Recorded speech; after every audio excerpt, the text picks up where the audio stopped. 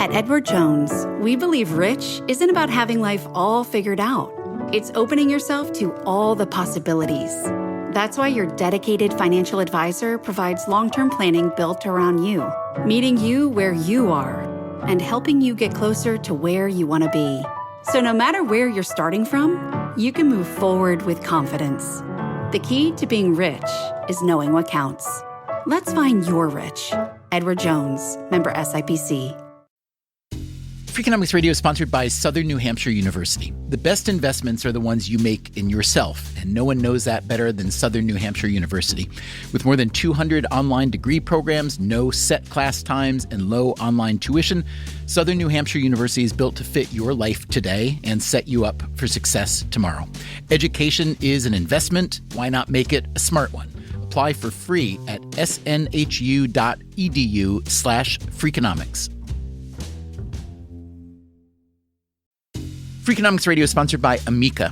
You know what they say, if you want to go fast, go alone. If you want to go far, go together. So go with Amica and get coverage from a mutual insurer that's built for their customers, one that looks after what's important to you together.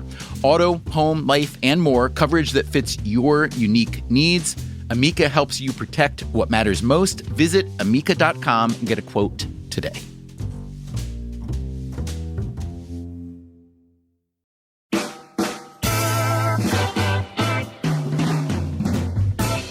Hey, podcast listeners, our new book, Think Like a Freak, will be published on May 12th as a hardcover, ebook, audiobook, large print edition, you name it.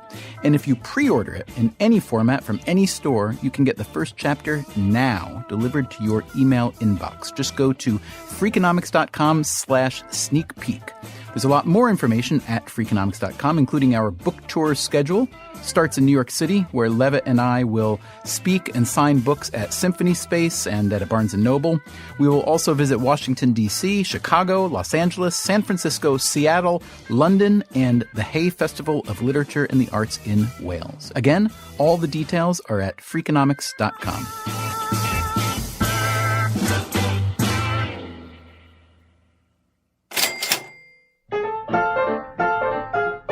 Chris Smith writes about politics for New York Magazine.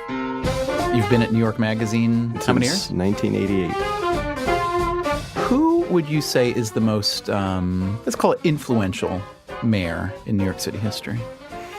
Who? Easily LaGuardia, both because of the time he was mayor and the fact that so many mayors, not just New York City, try to model themselves after him. We are going to try and demonstrate that a non-partisan, non-political, honest, clean government is possible in our city. Fiorello LaGuardia was New York's mayor from 1934 to 1945, a long and eventful period. The Great Depression, Second World War. To lift the spirit of the citizenry, LaGuardia would sing to them. He'd read them the funny pages. Let's see what Dick Tracy is doing. Now, get this picture. All the nice society people, you know. All the nice society people. Ha, ha, says the smug district attorney. And say, children, what does it all mean? It means that dirty money never brings any luck. How about another iconic New York City mayor? People of so many different backgrounds, so many different points of view, religions, cultures, joined together in one place. Giuliani makes a good case in terms of saving the city, of arriving at a pivotal time in the city's history, inheriting terrible crime statistics and making the city governable again in a law and order sense. And a lot of that being imitated, the data analysis, the data-driven approach to crime that he and Bill Bratton, then and now the police commissioner, introduced, has been imitated all over the world. We began with crime. We began with crime because it was the most basic problem that we had to solve. Because Chris Smith knows so much about New York City politics, I wanted to see if I could stump him. I wanted to know if he could name another of New York's most accomplished mayors. All right, let me read to you a list of accomplishments from one of our past mayors. This person built Grand Central Terminal, still stands, presided over the opening of the subway, still runs, licensed the first taxi cab, they're still going, built 19 new firehouses, 110 school buildings, including 11 new high schools, built 35 miles of new wharfage, including 51 new piers. Any idea who that master builder was? John Hyland, Seth Lowe. I don't know. Both good guesses. Any more? You got any more guesses? Vincent Impellitteri. Man, before him. Those are Yeah. colorful names, but bad guesses. So who is the man who did all that and who also secured 277 acres of park space, finished construction of the New York Public Library, opened the Queensboro and Manhattan bridges, and installed the world's first high-pressure water service to fight fires? George McClellan. Do you have him in your baseball card collection of great New York City mayors? George Mack, I call him. Okay, so most people haven't heard of Mayor George McClellan. His father, also George McClellan, was a Civil War general. The younger McClellan was mayor of New York from 1904 to 1909, just one term. And look at everything he got done in one term. Now, granted, many of those projects were initiated by his predecessors. But even so, what a closer this guy was. George McClellan's fingerprints are all over the city, and yet he's largely forgotten.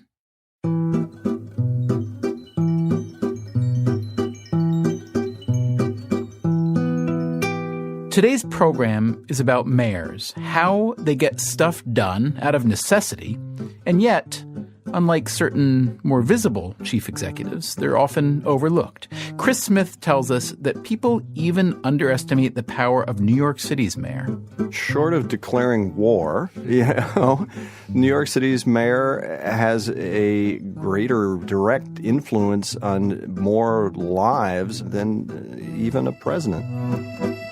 On today's show, you'll hear from mayors from all over the country. The Rio Grande runs right through Albuquerque, so we've got the river. We've got the longest urban stretch of Route 66 in the country. So a lot of great vibe here. We have the #1 airport in the world for origination and destination, the top port in the country, the largest municipal utility. Now you're just pissing us off here, I have to say. I think the Red Sox are going to win the division. I do hope the Yankees are better this year because it's not as much fun winning the World Series when the Yankees are so bad. And we ask whether cities are a good template for the way government should work. A city is where you come face to face with all of the possibilities and the problems that are presented in our country. I think perhaps most dramatically, about 5 years ago, we crossed the threshold where more than 50% of humanity now lives in cities. If you're down, if you're feeling dispirited, if you're feeling nothing works, have a second look at cities.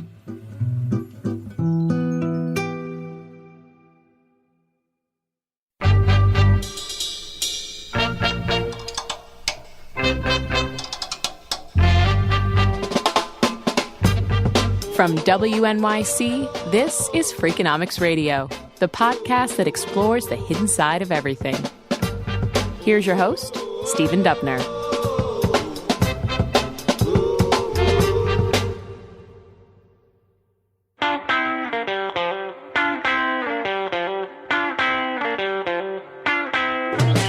Today's show is about mayors. Okay, so we happen to be in New York City, and I've heard of it. You've heard of it, thank you. And I've heard of yours. Eric Garcetti is the mayor of Los Angeles.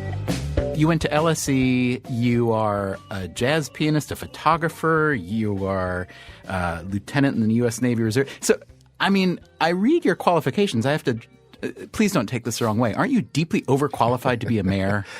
You know, I think a mayor has to be ready for almost anything. I mean, the only thing that's predictable in this job is its unpredictability. You might be talking to a homeless resident of your city, somebody who's living on the streets, and then meet the Crown Prince of Spain right afterwards. So you have to, I think, have a pretty wide range of experiences. So I still think I'm underqualified.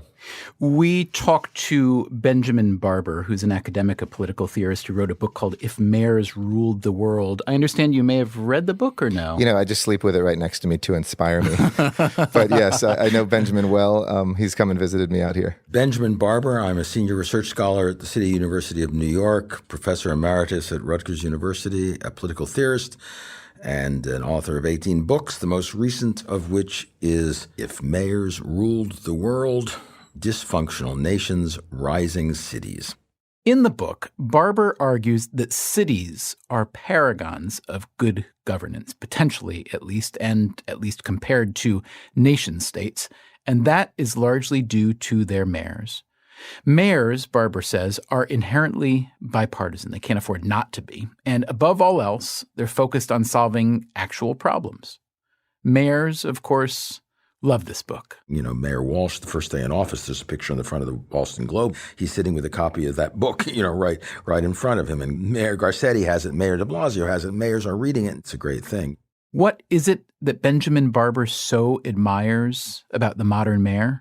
There's a great story I tell of Teddy Kollek, the longtime mayor of Jerusalem, who was a Zionist and quite one-sided in his views, but had to deal with a city full of Jews, Muslims, and Christians. And he tells the story on himself of a day in the 1980s in which Jewish rabbis, Muslim imams, and Christian prelates were in his office arguing, as they often did, about access to the holy sites in Jerusalem. And they were ranting at each other and going on.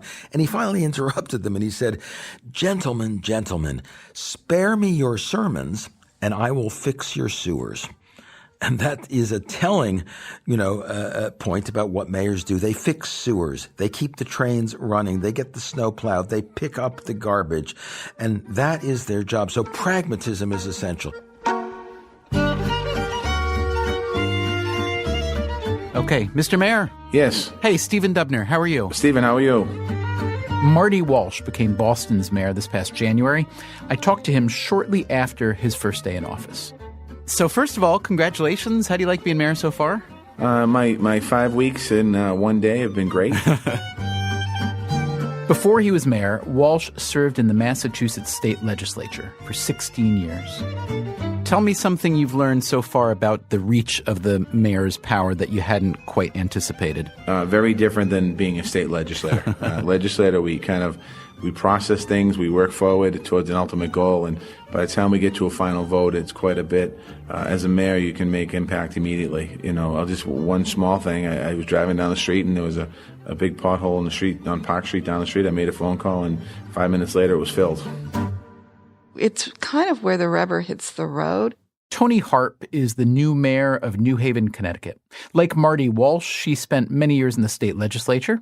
Also, like Walsh, she appreciates her new job. Well, I think that the difference is that in the Senate, you set policy, you can even write a budget, but you actually don't do implementation. Harp didn't like not being able to implement. She says she'd often spent a lot of time and effort on a project, getting it funded, for instance, only to watch it fizzle out once it got out of her hands. Well, it is frustrating. You kind of have an idea how you see it rolling out, how you see it working, and then to find out later that for one reason or another, sometimes the money doesn't even get to the street at all. The same goes for Richard Berry, mayor of Albuquerque. He, too, was a state legislator. As a legislator, it's much more deliberative. There's a lot more policy discussions. And as a mayor, you have the ability to be more agile and you can make things happen quicker. For example, recently we were able to craft and put forward a bill to prohibit the sale of e-cigarettes to minors in Albuquerque.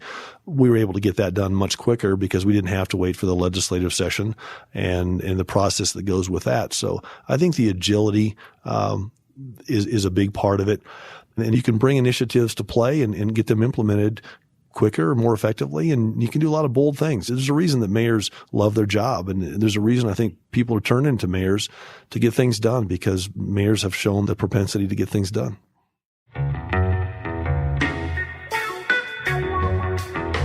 Now, one reason that mayors look so good to Benjamin Barber is that our federal government looks so bad.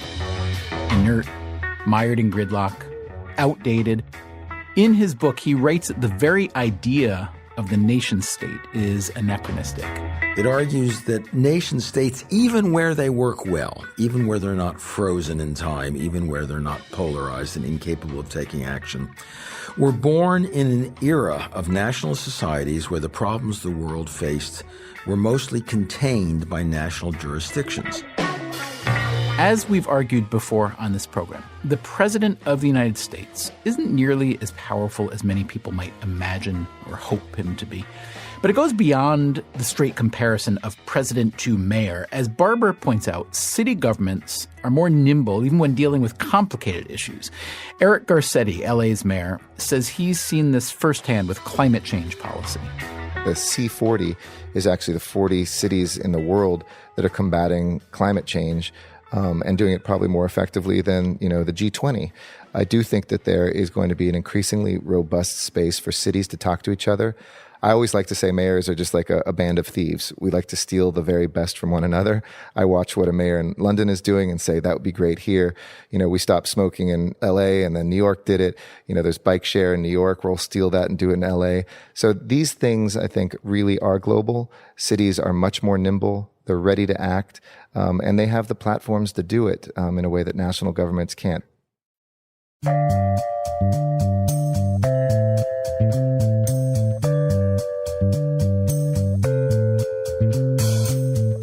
Coming up on Freakonomics Radio, if mayors are such great hands-on executives, why have so few of them made it to the White House? You make a lot of enemies as New York City mayor. Even if you're very successful, you tend to piss a lot of people off. And what if mayors ruled the world? I support the idea of communication across cities, so I think sharing ideas certainly is a good idea. A parliament is, by definition, essentially a legislative branch, and I think the beauty of mayors is that they are deeply executive. So I'm not particularly eager to transform these, wonderfully focused executives into parliamentarians.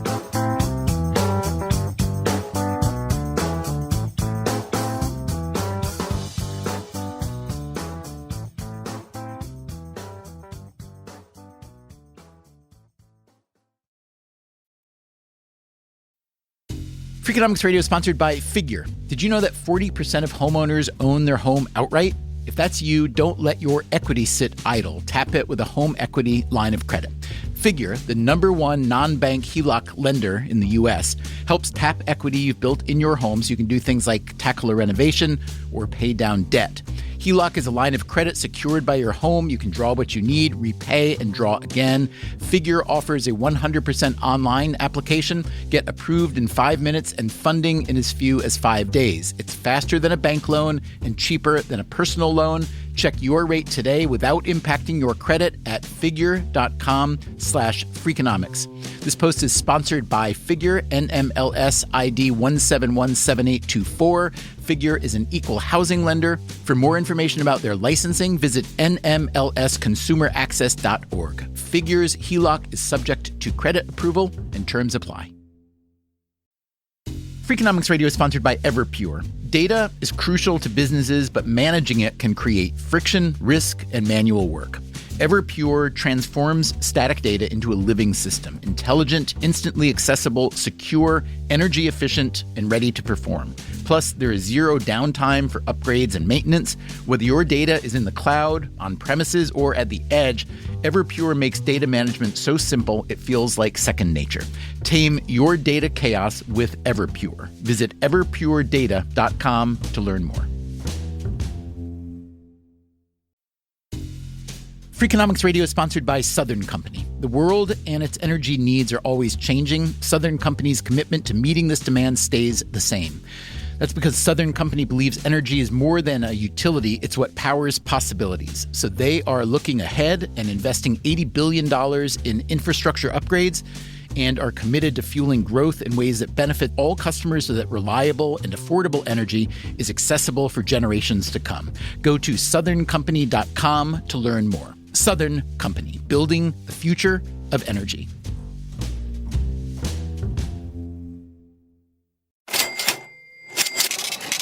From WNYC, this is Freakonomics Radio. Here's your host, Stephen Dubner.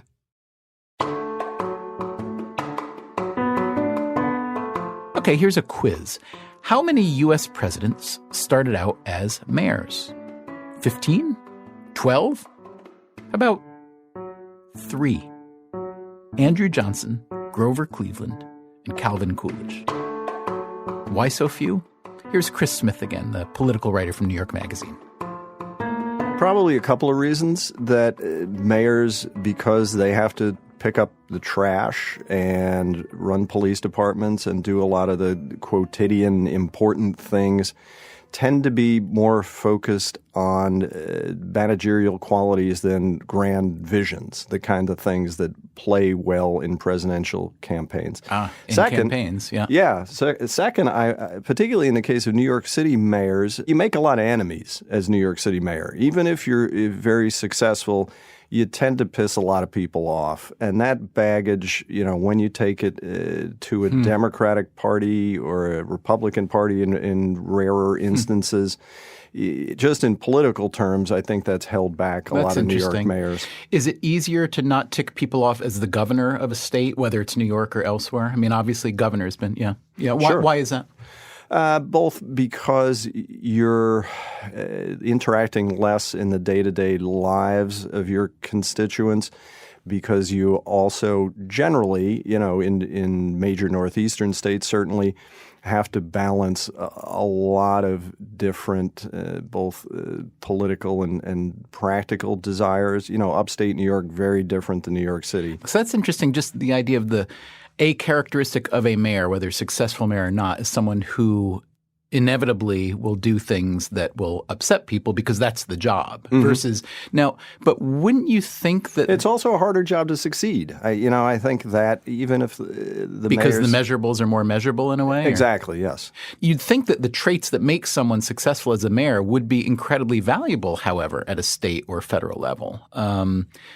Being an executive, getting things done, understanding that you're going to tick off certain constituencies in order to serve the greater good. And yet it seems like when we look at this moment in time, at least in the U.S., at state and federal governance, we see on the one hand people who love to shout at their enemies across the aisle, but it's not like they're shouting in service of great accomplishment, are they? It seems like if you had to measure what's getting done on a daily basis, I'd think that most mayors are getting a whole lot more done than most governors and federal officials, yeah? Yeah, but this is probably another reason why mayors, particularly New York City, haven't gone on to higher office historically, is that the conditions that allow them to be autocratic here don't exist at the national level. It's very much more at the national level about building some, you hope, sense of compromise. You've got to work with the Senate and the House in a way, that doesn't exist at the local level. And so to Obama's frustration, obviously, he'd like to operate more like a mayor, more sort of unilaterally. And so maybe that's the quality that doesn't transfer terribly well. Okay, so to be fair, if I were to force you to answer the question, would you prefer that the system works the way it does, which is that mayors are fairly autocratic and the higher you go, the less you become so, because that's the way our governing system was built? Or would you say, it would be kind of great if, as Benjamin Barber argues, that mayors should rule the world because these are the people who are trained and experienced in executing and getting stuff done and balancing different likes and dislikes in constituencies. Is it necessarily a good thing that the president, for instance, is a figure of compromise? Or do you think, from your perch as a political observer, that it would be kind of great if mayoral autocracy could be imported a little bit into the White House? Yeah, it'd be great if, it were an autocrat I agreed with. But yes, certainly the blocking and tackling of government, the ability to make bureaucracies work is a quality that you would love to see taken from a city hall to the White House. Ideally, I guess, if you could come up with a bunch of cabinet officials who had those mayoral qualities while you had a president who was a consensus builder who enabled those people to do their jobs, that would be the ideal setup. So what is the ideal setup? Ed Glaeser is an economist at Harvard. We've talked to him before on this program. He is a great talker. Full paragraphs just leap from his mouth, fully formed, enunciated like a 19th century debating champion. He's also the author of a book called Triumph of the City. Notably, the title of this book is not Triumph of the Nation State. The remarkable thing about city leadership is the problems are very, very tangible. The scope of powers tends to be fairly limited. And it's limited both by law and by the ability of firms and people to leave, by the small geographic size of these areas. And that means running a city is very different from running a country. On top of that, mayors tend to be very constrained into what they can do. They don't set their own tax rates, not even with the aid of the city council. Cities are always and everywhere in the U.S. creatures ultimately of state government. And in some cases, the feds also exercise some form of oversight. So you say that, and we understand this, that the powers and the duties of the mayor are constrained, especially compared to someone like the president. But that would seemingly confer its own set of advantages as well as disadvantages. And I understand that comparing even 5 mayors to one president is entirely an apples to oranges comparison. But the argument that we want to discuss today is whether a mayor, by nature of his or her job description and limits, is in some way in a position to govern better, more efficiently, more rationally than the head of state or federal governments. You know, I certainly consider myself friendly to that proposition. But I think as far as actually thinking about what we would mean in terms of transforming a president to be more mayor-like, we would essentially mean we'd be foregoing all those contentious things that Barack Obama and the Republicans in the House are arguing over, right? I mean, we'd be foregoing the possibility of the president trying to act on the minimum wage, or foregoing the possibility of the president trying to create radical new health care legislation. All of those things would be impossible if we suddenly said that we wanted our presidents to be like mayors. There is, however, of course, a beauty to what mayors do. They have very clear deliverables, like clear snow, like clean streets, like public safety, and they have a clear set of tools for achieving those goals. That means that they are relatively easy to grade at the end of the day relative to a president, and they can stay focused on making sure that commutes into work are human. So, and I think one piece of evidence, which I think is a very nice one that corroborates this view, is the work of Fernando Ferrero and Joe Jerko at the University of Pennsylvania, who find that it really doesn't matter. This was a paper that I edited when I was still at the Quarterly Journal of Economics.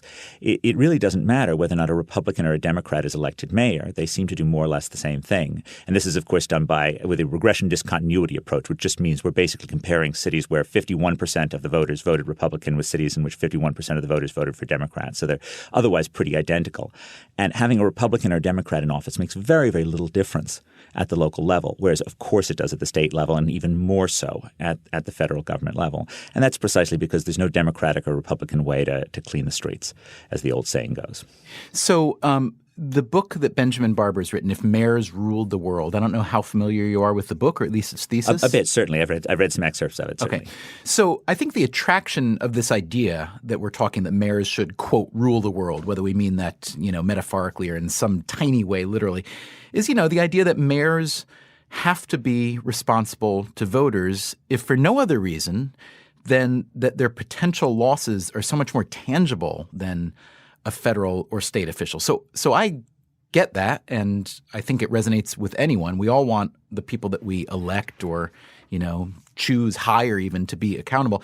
So if that's the case, why is there such a disconnect between the municipal and state and federal levels? Is it just the way the system was built a few hundred years ago and it's evolved kind of stochastically and we have to deal with it? Or is there some, is there some greater or lesser reason for why we need this real accountability and satisfaction on the local level and yet don't on the federal or state level? Right. So if we think about the history of this, right, the local governments really came first. I mean, the local and state governments. But even though they are politically beholden to the states, the rise of large-scale municipal spending preceded the rise in large-scale state spending, which and both preceded the rise in large-scale federal spending. I mean, one fact that I've repeated often is that at the start of the 20th century, cities and towns were spending as much on water as the federal government was spending on everything except for the post office and the army, right? So this is just water expenditures at the city and town level, right, which tells you just how big city governments were. And they were big, and taxpayers signed off on their size precisely because they were delivering something that was very, very tangible. Then you have the rise of the federal government. We can say this is 1900 to 1960, which is associated with at least two things, right? One of which is the increased role of the U.S. in the world, 2 world wars and a Cold War, both of which were large-scale increases in the size of the federal government. And then the second of which was first under Teddy Roosevelt, then under Woodrow Wilson, and then under FDR, this increasing role that the federal government played in being an agent against recession and an agent for fairness at the national level, an agent of fighting inequality, an agent of trying to create a social security system. So if you think of those two things as being the fundamental reasons why the feds came about, and then perhaps to a lesser extent doing a little bit around transportation in the Eisenhower years, but really the big things were this sort of redistribution, anti-recessionary thing and the wars and diplomacy thing. Both of those things, while they can be unbelievably expensive and potentially incredibly important, right, they're just not amenable to the same degree of precise accounting that we have for these things which came first, for these absolutely necessary things that cities do. So I guess I have trouble imagining how you're ever going to, either put diplomacy or debates over redistribution, debates over Social Security, debates over Medicare in the same, league as you can in terms of cities.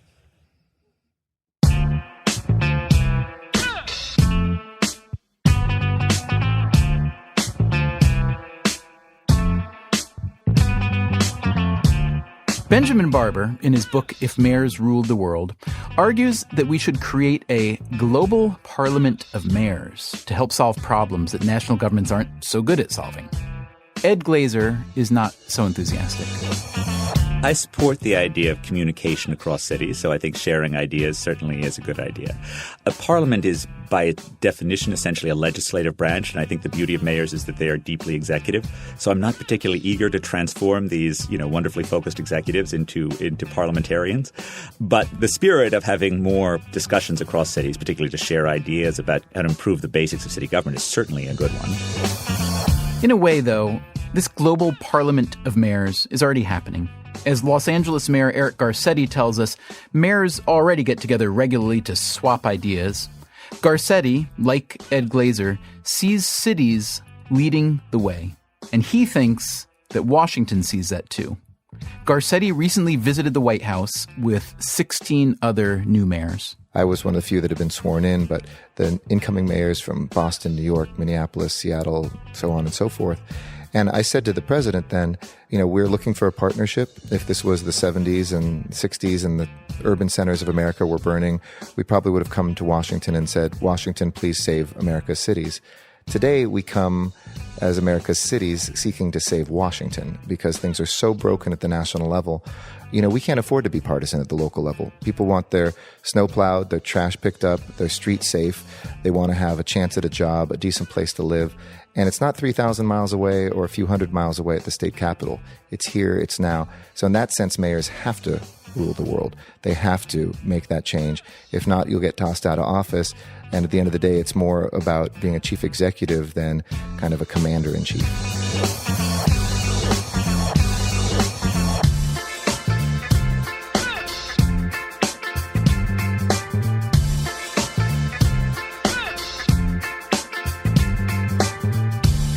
Hey, podcast listeners, remember, our new book, Think Like a Freak, is out on May 12th.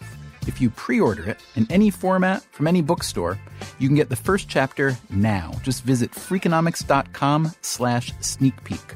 Also, we will be doing an episode of Frequently Asked Questions about the new book, so send us your very best questions at radio@Freakonomics.com. And next week on the podcast, imagine the world just as it is today. Computers, cars, even Beyonce, except for two things. There is no alcohol and no marijuana. And then suddenly, on the same day, both of them are discovered. What happens next? I suspect alcohol would be banned within 10 years if it became available today. If marijuana was discovered today, I think people would probably accept it. That's our thought experiment for the week. If you were starting with a clean slate, how would alcohol and marijuana be regulated, sold, taxed, and ingested? That's next time on Freakonomics Radio. Freakonomics Radio is produced by WNYC and Dubner Productions. Our staff includes David Herman, Greg Rosalski, Greta Cohn, Beret Lamb, Shruti Pinamaneni, Susie Lechtenberg, and Chris Bannon, with engineering help from Jim Briggs. If you want more Freakonomics Radio, you can subscribe to our podcast on iTunes or go to Freakonomics.com, where you'll find lots of radio, a blog, the books, and more.